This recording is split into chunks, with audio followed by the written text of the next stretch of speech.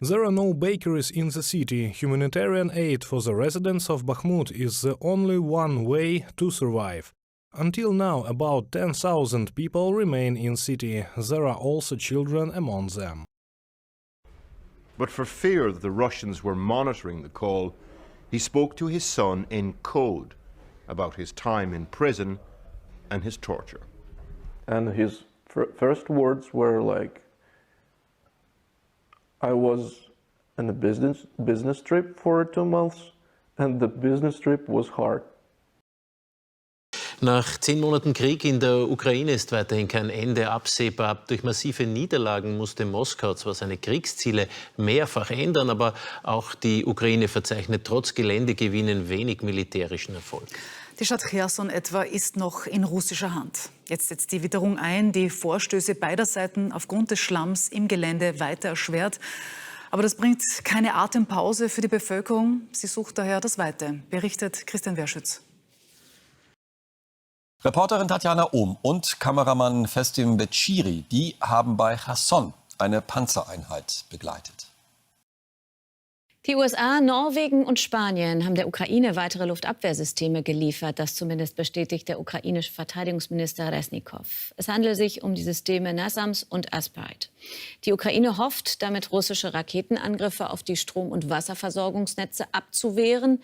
Laut dem britischen Geheimdienst ist die russische Lufthoheit seit Kriegsbeginn allerdings auch schwächer geworden. Die Luftwaffe habe mehr als 270 Militärflugzeuge verloren und könne das nicht wettmachen. Let's go to the rest of the day's news now. And Ukraine's power supply has been cut by a third, according to authorities, as Russia continues to target the country's infrastructure. People are being urged to drastically reduce their electricity use as a result. More than 4.5 million Ukrainians have experienced power cuts over the past month. Our correspondent James Waterhouse has been to the city of Kremenchuk in central Ukraine, one of the worst affected areas. Die Kämpfe um die ukrainische Stadt Cherson gehen weiter und bei mir ist Brigadegeneral AD Erich Fahrt. Wie schätzen Sie denn momentan die Lage ein?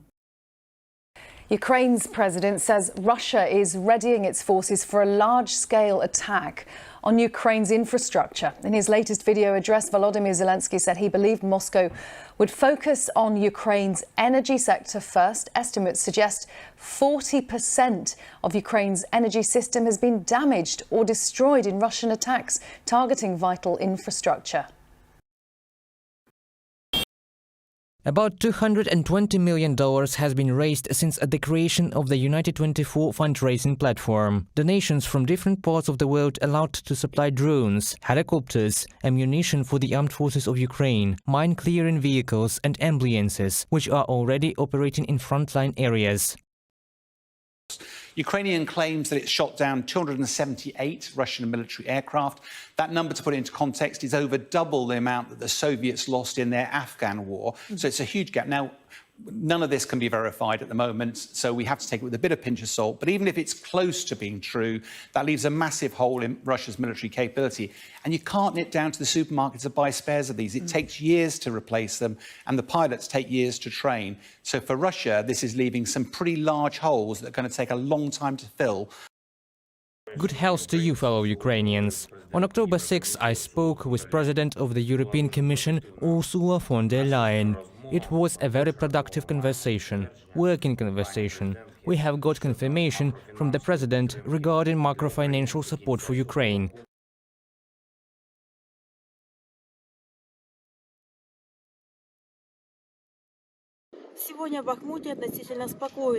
It is relatively quiet in Bakhmut today. Compared to what we saw here 2 days ago, this can be called a temporary lull. I think that is due to the fact that fog is spreading over the city, and it is difficult for the Russian army to adjust its fire with the help of drones. People told us that they feel more or less calm. Here we are standing in front of shopping center destroyed by Russian invaders and hundreds of such buildings in Bakhmut.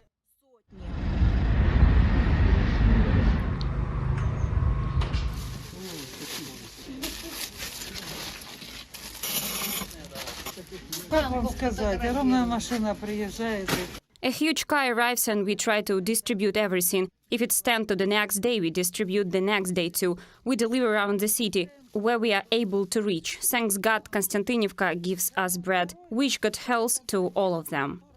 There are no bakeries in the city. Humanitarian aid for the residents of Bakhmut is the only one way to survive.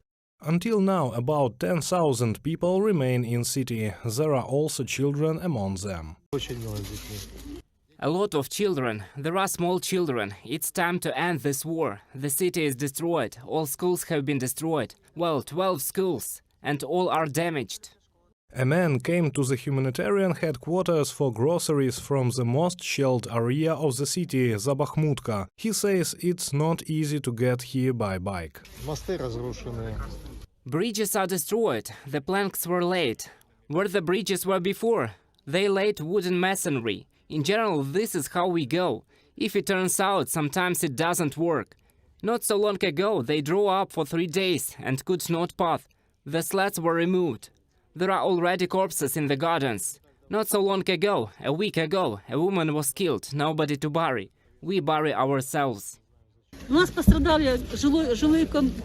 Our residential complexes were damaged. My home was flooded. People live in basement. Think the terrible. Svetlana is carrying groceries and plastic tape home on a wheelbarrow. She will pass at the windows. Her house was hit by shelling 2 days ago. The roof was destroyed, so the window frames were broken. Everything is broken there. Despite the fog, the shelling of Bakhmut still continues. Before Russia's full-scale invasion of Ukraine, about 70,000 people lived in Bakhmut. Today, only a seventh part of the population remains in the city. Reported by Sergei Kulas, Anastaseiya Volkova, UATV News. As winter sets in, the conflict looks set for a new bloody phase, this time around Kherson. Ukraine's military today claimed that Russia's apparent retreat from the city is actually preparation for a false flag attack and that they expect civilian areas to be shelled. Kherson, in the south of the country, is the only regional capital captured by the Russians since February's mass invasion. It's politically important, but militarily difficult to defend. And in recent days, Russian forces have appeared to leave the city, setting up a new administrative centre south of the Dnipro River. Our Foreign Affairs correspondent Paraic O'Brien is upriver in Dnipro City. Paraic. Krish, before this invasion, Kherson City had a population on a par with someplace like Cardiff, just over 300,000. There are just 60,000 people left in that city now. And over the last few weeks, we've been talking to some of the people stuck inside Kherson City. And they paint this very vivid, bleak picture of their lives in a sort of limbo. And here's why. Because they've been abandoned by the Russian proxy administration. They have Russian troops along the southern edge of the city. They have Ukrainian troops in the north slowly advancing south towards the city. And here's why they're slowly advancing. Today we spoke to the Southern Command and they told us that they believe the withdrawal of Russian troops from the city is a trap. Not a trap necessarily in the conventional sense in terms of street urban warfare, but in terms of propaganda, that it's a hybrid war going on, that Kherson City will become a city on the front line of a hybrid war, is how they describe it. Kherson region itself is about 80% annexed, and tonight we bring you the story of one family who are on the sharp end of occupation. It's difficult to find anyone inside the next Cherson region able to talk openly about what life is like there, testament to the fear inside Russian occupation. This man's elderly father, who's almost 70, was taken by Russian soldiers off the streets near his home in Kherson region in September. He spent 2 months in prison, during which time he was tortured. He was beaten hard.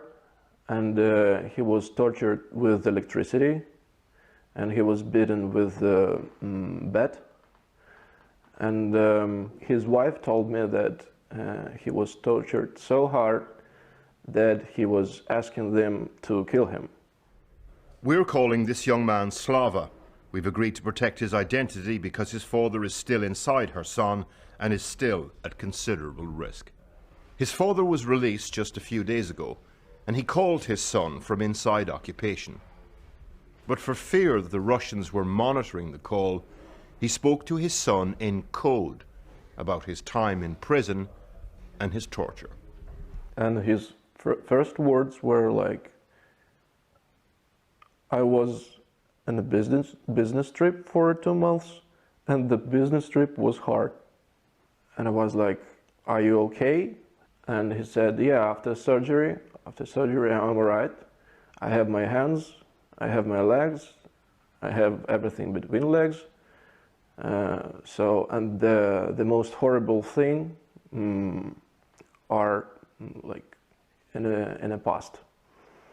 His father was originally detained because Russian soldiers caught him taking pictures of destroyed buildings, suspected him perhaps of some sort of partisan activity. But partisan activity, it seems, extends to just expressing Ukrainian identity, as per the demonstrations here in March. So, there was a teenager in prison with Slava's father who was there for just listening to Ukrainian music in his garden. There was a Ukrainian sounds, and he was grabbed, and they tortured him with electricity. So, you can find any type of people in the cells. The mighty Dnipro River flows through Kyiv, Dnipro, and out into the Black Sea through Kherson. Most of Kherson region is still under Russian occupation, but in the last few weeks, Russian soldiers have been moving out of Kherson city itself, moving south across the river to consolidate a defensive line.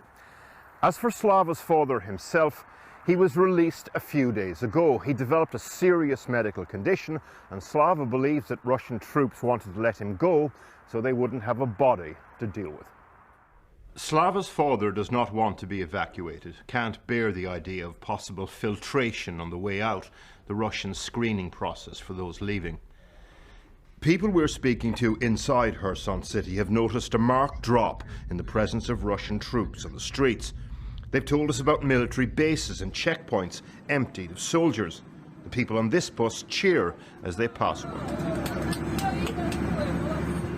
This footage shows the inside of the abandoned proxy administration building. But the Ukrainian army is skeptical about the Russian military's withdrawal from the city. They believe that the Russians are trying to draw them into urban warfare, then frame them for attacking civilians in the city. Most likely, they're creating some kind of provocation to convince the world, or their audience at least, that the armed forces of Ukraine are hitting unarmed civilian residents. To do this, they dressed the active units in civilian clothes and quartered them in the homes of Kherson residents who had left. They're not preparing for real street fighting. The fortifications they're setting up in the city are more like decorations, really. There's also a worry that if the Russians draw the fight into the city, that may be used as a pretext for destroying the Novokakhovka Dam upriver, which would result in flooding. Back with Slava, he explains that because his communication with his dad has been in code to avoid detection, when they do meet again, what he'll want from him is detail. Detail, no matter how painful. I have a simple question for him, like, how was that? I want to know everything. Why? I want to know for sure what happened, because it's very important to know the truth.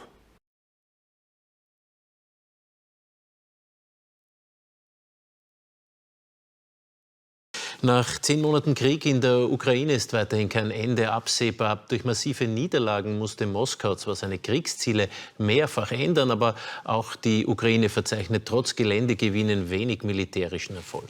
Die Stadt Cherson etwa ist noch in russischer Hand. Jetzt setzt die Witterung ein, die Vorstöße beider Seiten aufgrund des Schlamms im Gelände weiter erschwert.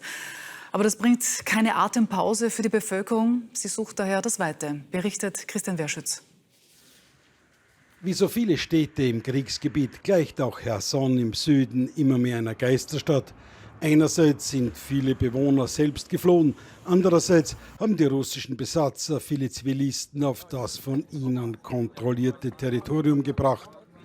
Auch die zivile Besatzungsmacht soll bereits geflohen sein, was diese Bilder beweisen sollen. Ohne Rücksichtnahme auf Zivilisten lässt sich urbanes Gelände leicht erhalten, während die Ukraine eine Rückeroberung noch mehr Opfer kosten dürfte. Viele Soldaten sollen im Süden gefallen sein, doch seriöse Angaben darüber macht Kiew nicht. Blutig für Russland verlief jüngst der Versuch, im Raum Donetsk Geländegewinne zu erzielen. Eingesetzt werden auf beiden Seiten Drohnen aller Art und Größe. Bestückt mit Handgranaten und Sprengkörpern sind sie eine tödliche Bedrohung aus der Luft. Das gilt auch für die Artillerie und für Zivilisten auf beiden Seiten.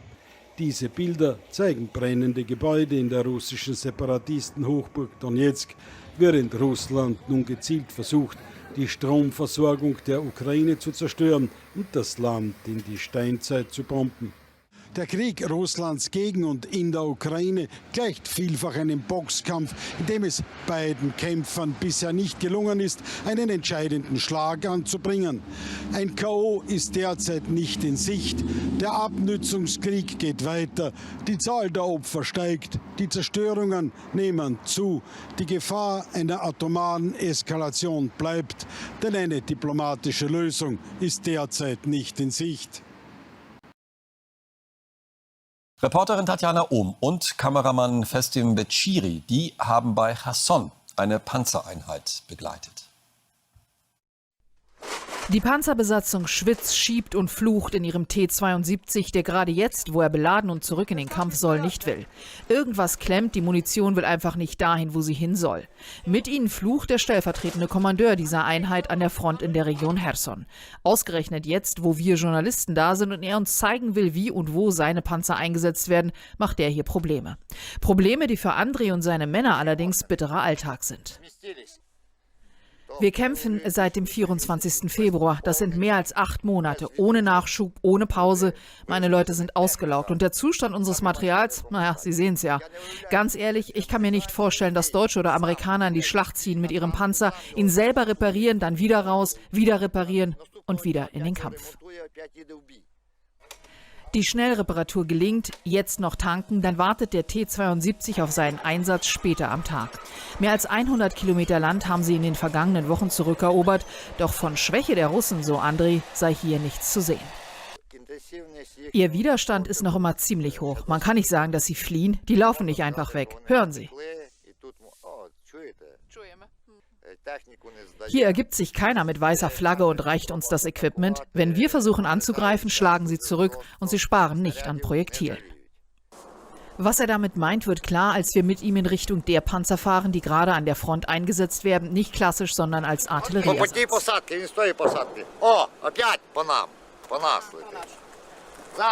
Auf Schuss folgt Gegenschuss.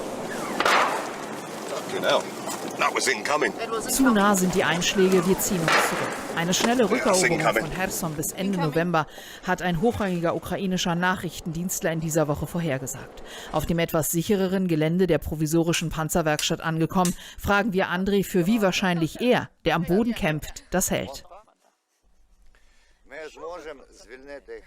Wir können Kherson morgen befreien, aber dafür brauchen wir eine Überzahl an Kräften, mindestens 3-mal so viel wie der Feind. Ich sage nur, wie die Lage auf dem Schlachtfeld gerade ist. Wir haben hier keinen Vorteil. Wir brauchen Verstärkung, Luftwaffe, Artillerie. Und mehr westliche Waffen. Polnische T-72 neuerer Bauart haben sie bereits. Und auch wenn Andrei am liebsten mit eigenen Panzern kämpfen würde, realistisch, so sagen er und seine Männer, ist ein Sieg nur machbar mit modernem Gerät wie amerikanischen Abrams oder deutschen Leopard-2-Panzern.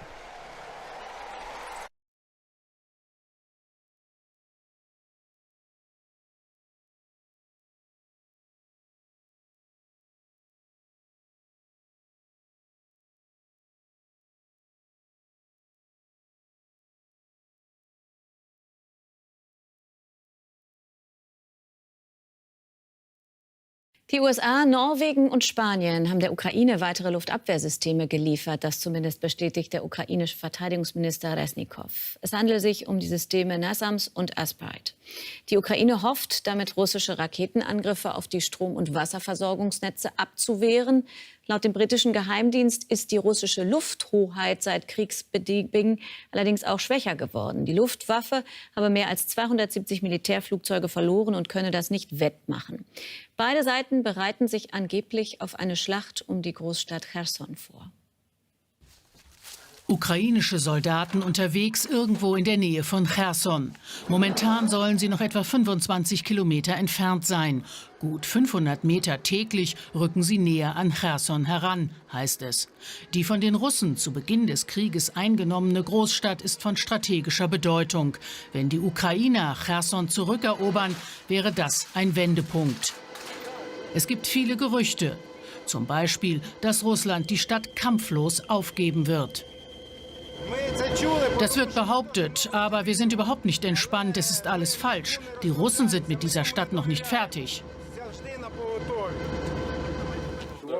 Es ist ein Trick, eine Falle. Sie tun nur so, als ob sie gehen würden. Diesen Eindruck bestätigt die Kampfansage des stellvertretenden Kommandanten der Zivilverwaltung von Kherson, der von Russland eingesetzt ist.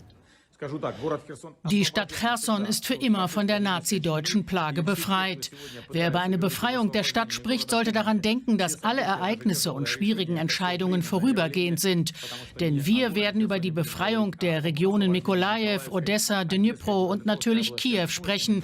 Und dort wird ein Tribunal abgehalten werden. Wir werden die Kriegsverbrecher Zelensky, Arestowitsch und all jene vor Gericht stellen, die die aktuellen Bedingungen vorantreiben oder schaffen. Dazu passt auch die vom Moskauer Verteidigungsministerium verbreitete Erfolgsmeldung.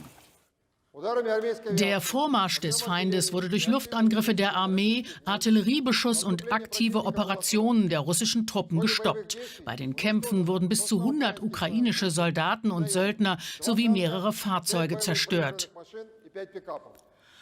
Unabhängig überprüfen lässt sich das alles nicht. Der ukrainische Verteidigungsminister kontert mit einem Tweet, in dem er sich über neue Luftabwehrsysteme freut.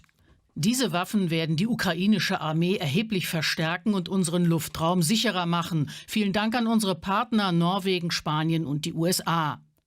Die Medien bleiben ein wichtiger Kriegsschauplatz.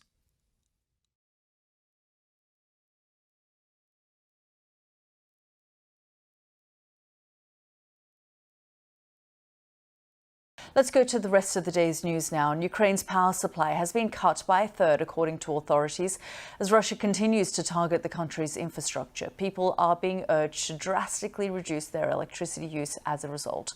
More than 4.5 million Ukrainians have experienced power cuts over the past month. Our correspondent James Waterhouse has been to the city of Kremenchuk in central Ukraine, one of the worst affected areas.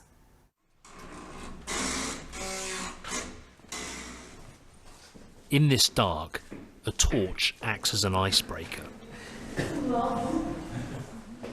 Light here is in short supply, and life is harder as a result. The Zamorsky family only have electricity for a couple of hours at a time. Some blackouts are planned and some aren't. 12-year-old Ilyana is under no illusions as to what's behind them.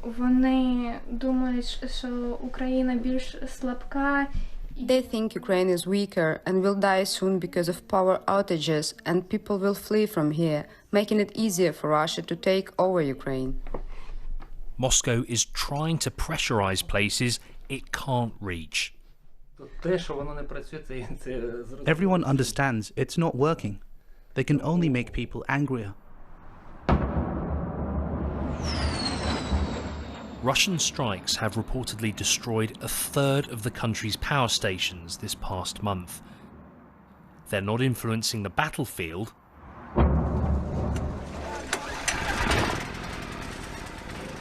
but they're forcing places like this nursery to adapt. A new generator from Poland becoming the latest toy. Some of these children have learning disabilities, and blackouts often coincide with air raid sirens. I think if they come today, they will be killing us just because we're Ukrainians. We will buy gas cylinders, wood-burning stoves, generators. We will be standing until the end. Russia wants to lower Ukraine's morale ahead of what will be a long winter. And yet, out of all the cities we've been through, there hasn't been one person who said, I want the war to end tomorrow because of these power cuts. Yes, they're being felt, but there's history at play. Ukrainians have always faced threats to their existence. It's why survival is central to people's identities. Under candle and phone light, there's always room for salsa. I'm not going to stop dancing, says the teacher Yana, because it really saves us. There is nothing this war doesn't touch or interrupt, regardless of where you are in Ukraine. James Waterhouse, BBC News, Kremenchuk. Die Kämpfe um die ukrainische Stadt Cherson gehen weiter und bei mir ist Brigadegeneral AD Erich Fahrt. Wie schätzen Sie denn momentan die Lage ein? Ja, im Moment, auch über das Wochenende, konzentrieren sich die Kämpfe sehr stark im Raum Cherson. Die Ukrainer versuchen ja schon seit langem, diesen Brückenkopf der Russen westlich des Dnepr einzudrücken. Sie haben Geländegewinne dort erzielt, aber es geht im Moment eben auch nur stückweise voran. Man muss doch davon ausgehen, obwohl wir das mit letzter Instanz nicht wissen, dass es hier zu Kampfhandlungen kommen wird. Nicht? Die Russen haben sich auch in Cherson zur Verteidigung eingerichtet. 25.000 bis 30.000 Mann, das ist nicht wenig. Und sollten die Ukrainer angreifen, auch Richtung Cherson, wird es da zu wochenlangen erbitterten Kämpfen kommen. Also ein schneller Durchmarsch ist da nicht mit zu rechnen. Es war ja immer die Rede von einer großen Gegenoffensive der Ukrainer. Ist es das, was wir momentan sehen? Die großen Gegenoffensiven der Ukrainer erklären sich dadurch, dass wir eine 1000 Kilometer lange Frontlinie haben, nicht, von Cherson bis nach Charkow, und dass man durch Kräftezusammenziehung punktuell räumliche Überlegenheit erreichen kann. Das machen die Ukrainer jetzt auch bezogen auf Cherson, aber da kann man nicht von einer groß angelegten Offensive reden. Das war in den Sommermonaten und Sommerwochen eben auch nicht der Fall.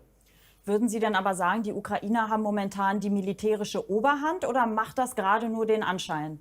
Also ich glaube, militärisch gesehen, wenn man drauf schaut, trotz der regionalen Geländegewinne und dem Rückerobern einiger Ortschaften, haben wir es schon mit einer operativen Pattsituation zu tun. Es wird immer wieder kleine Vorstöße der Ukrainer geben, die Russen dann abriegeln, weil die Ukrainer eben auch die Aufklärungs- und Zieldaten der westlichen Länder haben. Wir unterstützen sie ja da auch massiv. Aber da wird nicht viel Bewegung zu erwarten sein, auch jetzt nicht über den Winter, sondern die Probleme liegen da ganz woanders. Sie haben es gerade schon angesprochen, der Winter kommt. Es gibt Probleme mit der Energieversorgung. Wie prekär ist denn momentan die Lage in Kiew? Ja, Kiew, das ist eine prekäre Situation. Der Bürgermeister Klitschko hat das ja auch gesagt. Man rechnet damit mit einem totalen Blackout. Also Strom, Wasserversorgung ist sehr stark in Frage gestellt. Und wenn es zu so etwas kommt im Winter, dann haben wir sehr schnell eine humanitäre Katastrophe. Und dann sollten sich auch Politiker mehr Gedanken über humanitäre Hilfe machen als über weitere Waffenlieferungen. Bürgermeister Klitschko hat auch gesagt, wenn es zu diesem Blackout kommen sollte in Kiew, dann müsste man eigentlich 3 Millionen Menschen aus Kiew evakuieren. Wie leicht geht das in einem Land, was eigentlich im Krieg ist? Ja, das geht eben nur begrenzt. Ich meine, wenn man Verwandtschaft auf dem Lande hat, dann geht das sicherlich. Ich denke, die Kiewer Bürger, die das haben das auch schon längst gemacht. Aber alle können eben nicht aufs Land. Die brauchen ja Anlaufstellen. Und das hat nicht jeder. Die Masse der Menschen wird dort bleiben müssen und wird einfach ausharren müssen, was da auf sie zukommt. Sie haben es gerade schon angesprochen, man braucht vielleicht mehr humanitäre Hilfe statt Waffenlieferungen. Wie steht es denn momentan um diese Waffenlieferungen? Ja gut, die Waffenlieferungen sind schon wichtig, damit die Ukrainer nicht militärisch untergebuttert werden. Das ist schon richtig. Die Diskussion fokussiert sich ja immer wieder auf Kampfpanzer, ja, nein. Ich halte persönlich davon nichts, weil es ändert militärisch an der Situation nichts. Man schafft nicht die große Möglichkeit zur Gegenoffensive, die alles entscheidet und dann den Donbas befreit oder die Krim. Das ist weit weg von der Realität. Die Russen haben jetzt die Teilmobilmachung durchgezogen mit über 300.000 Mann. Sie werden da auch weitermachen und sie können aus strategischen und jetzt auch politischen Gründen, denn diese Region ist ja jetzt russisches Staatsgebiet. Da ist ja der Präsident auch committed, auch durch die Duma und so weiter. Er kann einfach da nicht raus und er wird auch da nicht rausgehen. Das ist nicht zu erwarten. Deswegen sind Verhandlungen eigentlich der richtige Weg in der Zukunft. Bleiben wir vielleicht noch mal ganz kurz bei dem Thema Waffen. Stichwort Seedrohnen. Zelensky hat angekündigt, dass er jetzt Geld sammeln möchte, um weitere Seedrohnen zu beschaffen. Vielleicht können Sie uns einmal erklären, was ist überhaupt eine Seedrohne und was kann sie? Also im allgemeinen Verständnis, wenn es um Drohnen geht, redet man über Flugdrohnen. Die kennt man. Seedrohnen, maritime Drohnen können eben unter Wasser, über Wasser eingesetzt werden. Das muss man sich vorstellen, das sind kleine Boote, können auch größere sein, voll mit Munition, die unbemannt sind, ferngesteuert werden. Und sie sind von den Ukrainern sehr effizient eingesetzt worden am Wochenende gegen den Hafen von Sewastopol. Sie sind von den Russen allerdings auch weitgehend ausgeschaltet worden, aufgefangen worden. Aber sie operieren im Schwarm, das ist das Gefährliche. Und wenn man Dutzende von solchen Seedrohnen einsetzt und losfahren lässt, ist halt eine gewisse Wahrscheinlichkeit da, dass ja die eine oder andere dieser relativ preiswerten Drohnen und unbemannten Systeme durchkommen. Und das ist schon eine Challenge, deswegen will die Ukrainer ja da auch einsteigen. Diese Boote sind auf dem Markt verfügbar. Großbritannien hat die, ich denke mal, die werden die auch geliefert haben oder man wird jetzt sehen, wie man da einfach weiterkommt. Sie sind schon gefährlich, weil sie die Seedominanz im Küstennahbereich vor allen Dingen schon einschränkt. Und die Russen müssen darauf reagieren. Aber man darf wirklich die russische Flotte nicht unterschätzen. Nicht? Also die stehen da nicht nur rum und machen nichts, sondern die werden Gegenmaßnahmen ergreifen. Und eine Wende im Krieg wird das nicht bedeuten. Wenn die Ukrainer jetzt mehrere hundert oder tausende dieser Seedrohnen bekommen sollten, kann das einen Unterschied machen oder ist das nur ein Tropfen auf dem heißen Stein? Nein, das wird natürlich die Russen wieder zu Gegenreaktionen veranlassen, das ist klar. Nicht? Aber sie werden damit nicht die russische Flotte versenken. Nicht? Also das sind wieder so Maximalziele, die einfach unvorstellbar weit weg sind von der Realität. Nicht? Was würden Sie sagen, was ist momentan die Strategie der Ukrainer? Also ich habe das Gefühl, dass sie die russischen Truppen an mehreren Stellen beschäftigen wollen, einfach nur, um Gegenangriffe zu vermeiden. Wie sehen Sie das? Naja, militärisch betrachtet, aus ukrainischer Sicht ist das Entscheidende, diesen Krieg in die Länge zu ziehen, natürlich, rein militärisch betrachtet, in einen Abnutzungskrieg zu überführen. Die Russen halt eben monatelang, jahrelang dazu beschäftigen, dass einfach da der Druck so stark wird, dass man irgendwann vielleicht sagt, wir stellen das Ganze ein. Aber wie gesagt, die Region ist für Russland so strategisch wichtig, dass man eben nicht einfach nach Hause gehen kann nach so einem langen Abnutzungskrieg, wie in Afghanistan zum Beispiel, wie im Irak, wie in Syrien, in Libyen. Das sind alles Beispiele, wo eine Großmacht, vor allem die USA, jetzt auch westliche Staaten gescheitert sind militärisch in einem längeren Abnutzungskrieg, auch mit einer irregulären Komponente. Nur der Unterschied besteht darin, dass diese Schwarzmeerregion, die Krim und auch der Donbas für Russland so vital strategisch wichtig ist, dass sie da einfach nicht raus können. Die Region ist, wenn man es vergleicht, für Russland so wichtig wie die Karibik für die USA oder das südchinesische Meer für China oder die Schutzzone der Türkei jetzt im Kampf gegen die Kurden. Nicht? Da kommen diese Länder einfach nicht raus und das wird nicht passieren und deswegen gibt es eben keine militärische Lösung. Jetzt stehen ja in den USA die Midterm-Wahlen an. Was glauben Sie passiert, wenn die Republikaner beispielsweise im Kongress die Mehrheit erlangen? Muss man dann damit rechnen, dass aus den USA nicht mehr so viel Geld und Waffen kommen werden?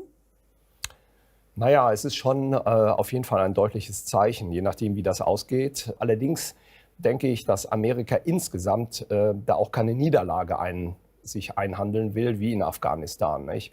Sondern man will irgendwo da auch Erfolg haben. Und die meisten Amerikaner ticken auch noch so. Aber sie stehen auch in einer wirtschaftlichen Rezession. Die Preise gehen höher und der Bürger fragt sich natürlich, wofür und weshalb und wie lange noch. Was würden Sie denn sagen, wie ist denn generell momentan so der Rückhalt für die Ukrainer? Also zum Beispiel auch aus Europa oder aus den USA. Bröckelt das oder ist das durchgehend? Also man muss auch sehen, der Winter steht vor der Tür. Nicht? Das wird in Europa vielleicht auch Einfluss nehmen, letztlich auf die Stimmung für weitere Hilfeleistungen, bei den Ukrainern selber ja auch, denn die ukrainische Gesellschaft ist ja da auch massiv gefordert. Das muss man einfach abwarten. Nicht? Aber ich glaube, der Trend geht eigentlich in die Richtung, dass man doch jetzt langsam einsieht, dass man mit einer politischen Lösung da in irgendeiner Weise raus muss. und dass nur Waffenlieferungen eben nicht der Stein des Weisen sind. In den USA wird momentan berichtet, dass die Amerikaner die Ukraine wohl ein bisschen dahin drängen wollen, verhandlungsbereit zu sein. Wie sehen Sie das? Kann das stimmen? Also ich halte es durchaus für wahrscheinlich, weil der innenpolitische Druck in den USA ja auch da ist. Der Donald Trump hat ja großmundig erklärt, wenn er Präsident wäre, hätte er sich schon längst geeinigt mit Putin. Und es ist ja nicht unwahrscheinlich, dass wir jetzt in den nächsten Tagen eine Kandidatur von Donald Trump bekommen. Also da ist politischer Druck sicherlich da. Und die Schlüssel für Friedensverhandlungen liegen eben nicht in Brüssel, in Berlin oder Paris, sondern tatsächlich in Washington und in Moskau und auch nicht in Kiew, wie immer oft behauptet wird, sondern das ist schon ein entscheidendes Moment, wie die USA das sehen, das weitere Prozedere. Wie sehen Sie das denn so generell? Also stehen wir jetzt kurz vor Friedensverhandlungen oder was glauben Sie?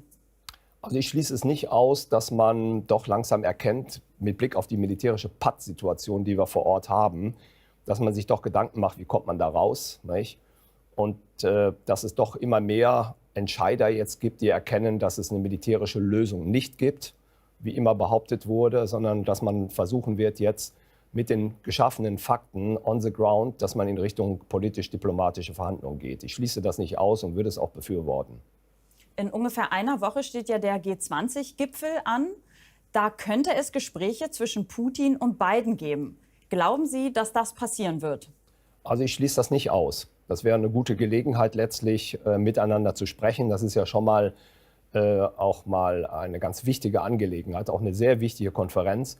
Wir haben ja da eben auch China, Indien mit an Bord, die ja auch eine andere Auffassung haben zum Thema Ukraine und Ukraine-Krieg. Das wird man mit Sicherheit diskutieren. Vielleicht ist es sogar eines der Hauptthemen dort. Nicht? Und zu wünschen wäre halt, dass die beiden, vor allen Dingen der amerikanische Präsident und der russische Präsident, da zusammenkommen und miteinander reden. Sind denn das für Sie die richtigen Gesprächspartner für Friedensverhandlungen und für einen Waffenstillstand? Ja, das sind die richtigen Gesprächspartner, weil wir es eben hier auch nicht nur mit einem Unabhängigkeitskrieg der Ukrainer zu tun haben, sondern auch mit einem Stellvertreterkrieg der USA mit Russland. Das muss man eben sehen. Und die beiden Akteure sind da schon sehr zentral, welche Signale von dort kommen. Und insofern ist dieser G20-Gipfel wirklich auch wichtig und eine gute Chance letztlich, um in Richtung politisch-diplomatische Lösungswege zu gehen. Herr Fahrt, vielen herzlichen Dank für Ihre Zeit und für Ihre Einschätzung. Danke. Vielen Dank, Frau Bilic.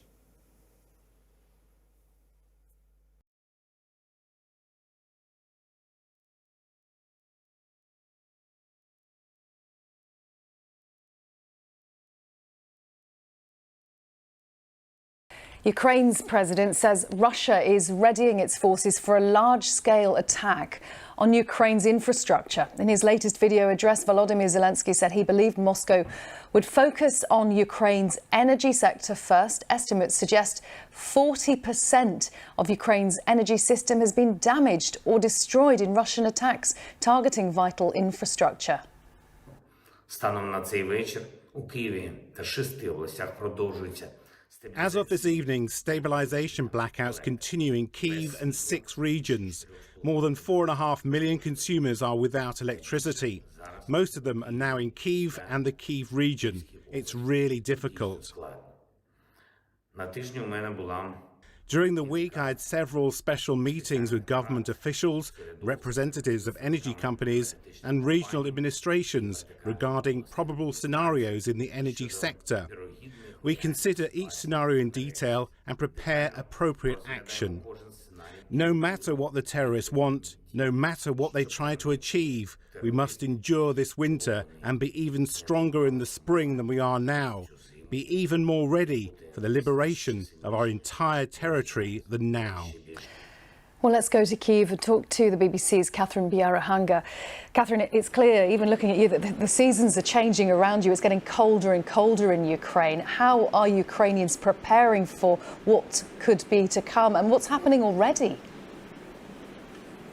Yes, it's drizzling here in Kiev. You can see there's been a bit of fog behind me over the last few days, and it's certainly getting colder. And what we're hearing from the company that manages the national power grid is that there has to be a 30% drop in energy consumption today in the country because there has been so much damage to Ukraine's power infrastructure. What we're hearing from President Zelensky is that he says there's a concentration of Russian forces who he believes are now gearing up to continue attacks on Ukraine's power infrastructure. And we've seen the impact across the country in numerous regions, even regions that aren't on the front lines. People there have had to endure colder, darker days because they just can't get access to energy. But we're also hearing reports from Kherson in the south. Now, this is a city that's under Russian control. There are Ukrainian forces, Russian forces surrounding the city. There's a build-up to potentially a big battle there. And what we're hearing from Ukrainian and Russian authorities is that they're accusing each other of attacking the power lines around Kherson. And what witnesses, people living in the city at the moment, are telling us is there have been days of power blackout. So this is a problem across Ukraine as this country goes deeper into the winter season. And is the thinking, as Ukraine says, that Russia is making these deliberate attacks on civilian infrastructure because its forces are failing to progress on the various front lines? Yes, we've heard it from the Russian authorities themselves in their updates to the nation. They do talk about attacking power infrastructure. But also remember the fact that this would go against Geneva Conventions. You're not allowed to target civilian objects. So that really raises a lot of international questions. For the Ukrainians, they say that this has been a last resort for Putin and Russia by attacking the civilian infrastructure. They say they're trying to break the will of Ukrainians to essentially freeze them at this moment and then maybe push them towards surrender. Catherine, thank you for now. Catherine Byaruhanga there in Kyiv.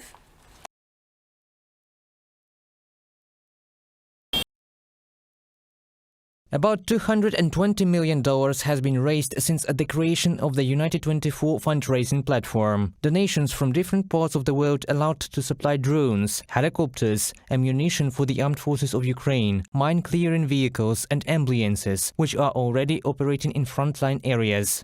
While the Russians are fighting civilians, launching dozens of missiles at Ukrainian cities, the armed forces of Ukraine, like real warriors, give them a fitting rebuff on the front line. Thanks to your donations, the Army of Drones signed contracts for the purchase of 986 drones, worth almost $52 million.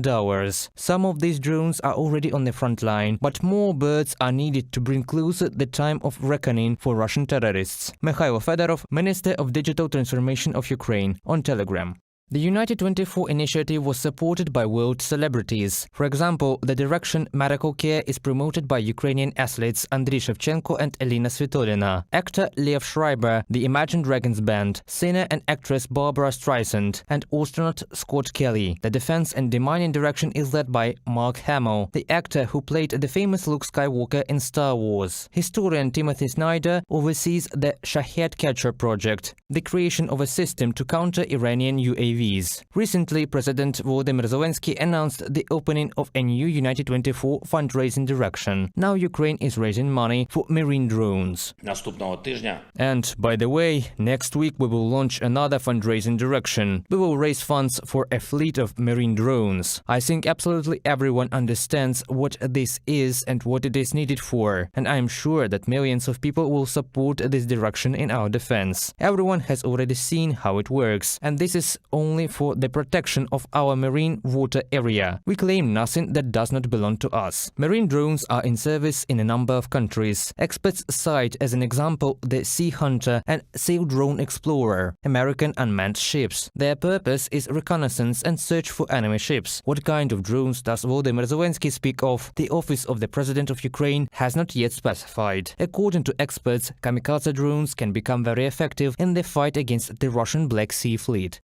Kamikaze drones are a completely new direction in the development of naval forces. What is their main advantage? They have a hypothetically longer range than even anti-ship missiles. And here we also need to mention one special aspect. All modern ships are built in such a way as to maximally counterattack an attack from the air, because now the main striking force and threat to all ships are anti-ship missiles. So a significant part of the weapons and systems of any ships is directed to ensure safety against such a threat. At the same time, semi-submerged kamikaze drones are even less visible than any anti-ship missile and have a greater chance of hitting a ship. Experts suggest that the presence and use of such drones will allow the Ukrainian armed forces to block the Russian Black Sea Fleet and prevent the Russian ships from approaching the coast and striking Ukrainian cities and civilian infrastructure. Moreover, kamikaze drones, both sea and air versions, are relatively cheap weapons. My ceiling estimate is from $30,000 to $50,000 each. Such drones will cost those who will pay for them. 100 drones will really destroy or shut the Russian fleet in the Sevastopol Bay. They will mine it there with some kind of chains. They will block it with nets so that these drones cannot pass. On the other hand, we are trying to achieve this so that they cannot leave their bay and cannot fight. Whether Ukraine plans to buy drones or will produce them itself is still unknown. Reported by Pavel Steinmach, Larisa Zobenko, UATV News. Let's get the latest on the ground now. I'm joined by military analyst and retired Air Vice Marshal Sean Bell. Sean, good to see you again. Let's start, shall we, with the fact that Ukraine seems to be using foreign fighters. We haven't talked much about this in the course of the war. We've known it's been going on, but what can you tell us about, what Sky News has discovered? Yeah, well, both sides are using foreign fighters. We've been having a look at the Georgian fighters shown on the left here. They're particularly well motivated. They're particularly well trained.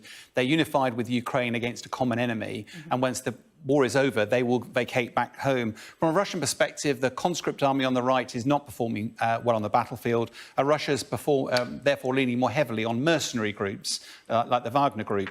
The trouble with mercenaries, it's about their motivation. They're not motivation to serve their country, they're motivated about money. And the problem with that is that if they don't survive, they can't spend their money. So they're absolutely looking at self-preservation. The Wagner Group's worth a bit of a study in this because they are largely the front line of Russian efforts around the Donbas here. Yevgeny Prizovskin, who's the leader of the Wagner Group, is a convicted thief, but he's also a close personal ally of President Putin. As the Russian army's performance has not done well, actually, in Ukraine, then actually the role of the mercenaries has increased in value, and therefore Zelensky's stock has also increased as it's building his power base. There's rumours that he's actually building some sort of people's militia on the western end of Russia, eastern side of the Donbas, and it's clear this is going to be outside Russian normal command and control, outside the Russian military. The question is, what's the agenda? And that's always the worry when you use mercenary groups. You're never quite sure what they're going to be doing in the future. Both sides need more manpower. We've just heard from Moscow in the last few minutes that Vladimir Putin saying 50,000 Russians are now serving in combat units. So it's not just about recruiting manpower, but it's about recruiting firepower as well. Yes, you can't just because you've got soldiers on the ground, you also need to match that with military equipment. And of course, with an enduring war, neither side has got enough equipment in its inventory or its war stocks. So both sides need help. At the moment, Ukraine is looking to the West for high technology support with ammunition, with mortars, with guns and anti-tank weapons. But Russia's also looking for help, but it doesn't have quite that same level of support. It leans towards China potentially, but China may be a natural ally, but doesn't want to be seen to be supporting Russia in the war. Russia's looked to Iran, and they've provided these Shahed 136 drones. They've also been asked potentially to provide surface-to-air missiles. But the fact remains that Russia has to be really careful how low it runs its stocks, because, of course, it leaves the country vulnerable to an attack from another nation if it runs it too low. Yeah, we've been talking a lot, haven't we, over recent weeks about Russian drone power and where they're getting those drones from and their capability to make more of them themselves. But what they really want is military aircraft. Yes, one of the things that we haven't reported much about is the Russian Air Force, which has not been dominant in this fight. The Russians haven't maintained air superiority over Ukraine, as a result of which Ukrainian airspace is an incredibly dangerous place for the Russian Air Force. Ukrainian claims that it's shot down 278 Russian military aircraft. That number, to put it into context, is over double the amount that the Soviets lost in their Afghan war. So it's a huge gap. Now, None of this can be verified at the moment, so we have to take it with a bit of pinch of salt. But even if it's close to being true, that leaves a massive hole in Russia's military capability. And you can't nip down to the supermarket to buy spares of these. It takes years to replace them, and the pilots take years to train. So for Russia, this is leaving some pretty large holes that are going to take a long time to fill for Russia's Putin. OK. Sean, thank you. We'll speak later on in the programme, but that's the update with what's happening in Ukraine. Good health to you, fellow Ukrainians. On October 6, I spoke with President of the European Commission, Ursula von der Leyen.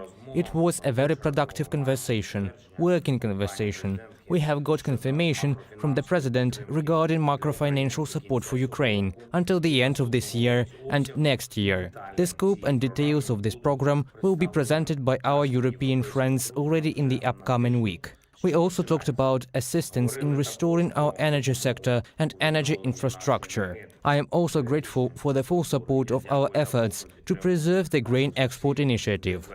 Of course, increasing pressure on the Iranian regime was discussed on October 6 with Mrs. Ursula von der Leyen. Its complicity in Russian terror must be punished. And we will bring the issue not only to the level of our traditional partners. The whole world will know that the Iranian regime helps Russia prolong this war and therefore prolong the effect of those threats to the world provoked precisely by the Russian war. If it was not for the Iranian supply of weapons to the aggressor, we would be closer to peace now. And this means closer to a complete solution to the food crisis, closer to solving the cost of living crisis, closer to stabilization at the energy market, closer to reliable security against radiation blackmail, which Russia does not give up. Therefore, absolutely everyone who helps Russia prolong this war must bear responsibility for the consequences of this war along with it. On October 6, the occupiers used Iranian attack drones again. There are downed ones, but unfortunately there are also hits. We also understand that the terrorist state is concentrating forces and means for a possible repetition of mass attacks on our infrastructure. First of all, energy. In particular, for this, Russia needs Iranian missiles. We are preparing to respond. But also, please note, more and more often, there are reports that not a single caliber carrier has gone on combat duty in the Black Sea. This is a significant result, which was ensured by our defenders. The smaller the Russian Black Sea fleet, the safer it is in the Black Sea. And there will definitely be a day when we will announce that we have provided Ukraine with full protection from the Russian threat, both at sea and in the sky. I am sure of it. Very fierce Russian attacks in the Donetsk region continue. The enemy suffers serious losses there, but despite everything, despite any losses, he continues to drive his mobilized soldiers and mercenaries to their deaths. And I thank all our warriors who withstand this terrible pressure, who remain steadfast and heroically defend our positions. And I especially want to single out on October 6 the fighters of the 79th Separate Airborne Assault Brigade for their bravery and heroism during the defense in the Avdiivka direction. I also thank everyone involved in eliminating the consequences of Russian terrorist attacks in Kharkiv, Zaporizhia, cities and communities of the Dnipropetrovsk region, and Mykolaiv. We will definitely drive out the occupiers. We will definitely guarantee the safety of all our cities, all our communities. As of this evening, stabilization blackouts continue in Kyiv and 6 regions. More than 4.5 million consumers are without electricity. Most of them are now in Kyiv and the Kyiv region. It's really difficult. During the week, I had several special meetings with government officials, representatives of energy companies and regional administrations regarding probable scenarios in the energy sector. We consider each scenario in detail and prepare appropriate actions. No matter what the terrorists want, no matter what they try to achieve, we must endure this winter and be even stronger in the spring than we are now. Be even more ready for the liberation of our entire territory than now. Every month we have set difficult goals and passing through them become even stronger. Glory to all who fight and work for our victory. Gratitude to everyone who helps. Glory to Ukraine.